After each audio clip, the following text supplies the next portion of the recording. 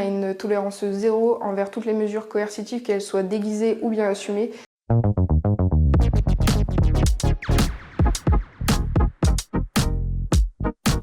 C'est l'intersyndicale nationale des internes de France. On représente les 40 000 internes, peu importe leur région d'origine et leur spécialité. On va de 6 ans après le début des études de médecine jusqu'à majoritairement 12 ans. Notre but, c'est vraiment de faire en sorte que l'ensemble des internes soient bien, ils soient reconnus au niveau de leurs droits et que leur formation soit améliorée sur le long terme. On représente 40% de l'effectif médical, 70% des prescriptions et c'est trop souvent oublié.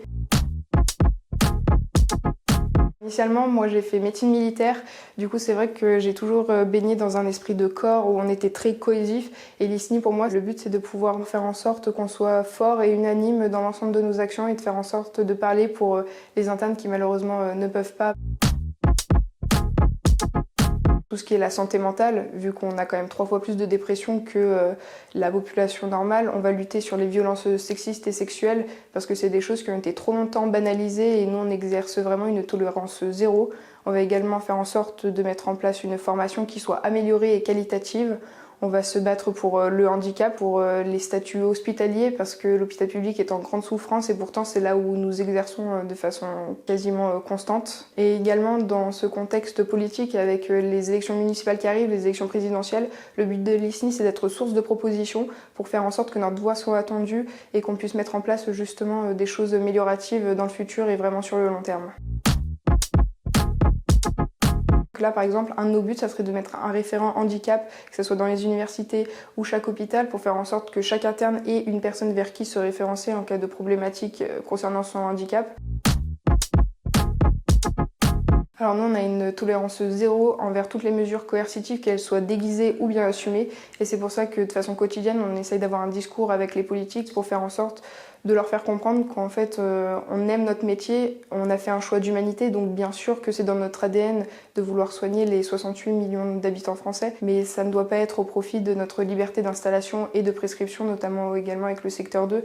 Et nous, on pense qu'on peut faire une médecine adéquate avec des facteurs attractifs et non pas coercitifs.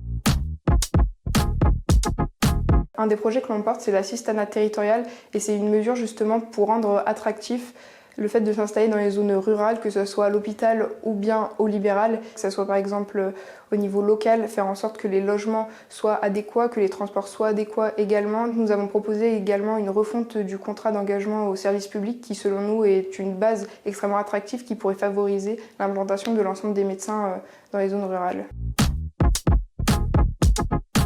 On a 66% de dépression au sein de l'ensemble des étudiants de médecine, 21% qui ont des pensées suicidaires à l'année, 70% des étudiants qui pensent à arrêter leurs études de médecine. Ça montre très bien qu'on est vraiment face à de rudes épreuves et qu'il faut faire quelque chose, que ce soit pour la santé mentale, pour nos études. Et c'est pour ça que nous, on les représente et qu'il faut nous laisser l'opportunité d'exprimer leur voix. La radio, c'est vraiment la pierre angulaire de l'ensemble des spécialités médicales parce que généralement, on ne peut pas avancer dans le diagnostic sans avoir de la radio et le fait de voir ce qui se passe dans le corps humain et d'être un peu le médecin généraliste de l'ensemble des autres spécialités, c'était vraiment quelque chose qui me plaisait et toujours dans un principe de pouvoir servir à l'ensemble de la communauté médicale. Dans 10 ans, je me verrais bien exercer à l'hôpital public et faire de la neuroradiologie interventionnelle. C'est vraiment ma spécialité de cœur. Et j'espère que l'hôpital public aura un petit peu changé d'ici là. Mais sinon, toujours pareil, je compte bien m'investir au sein de mon petit hôpital local. Je ne sais pas encore où, mais sûrement pas un CHU. Tout arrive pour une raison dans la vie et je pense que là, on traverse un moment qui est extrêmement dur, mais qu'on en ressortira tous ensemble beaucoup plus fort.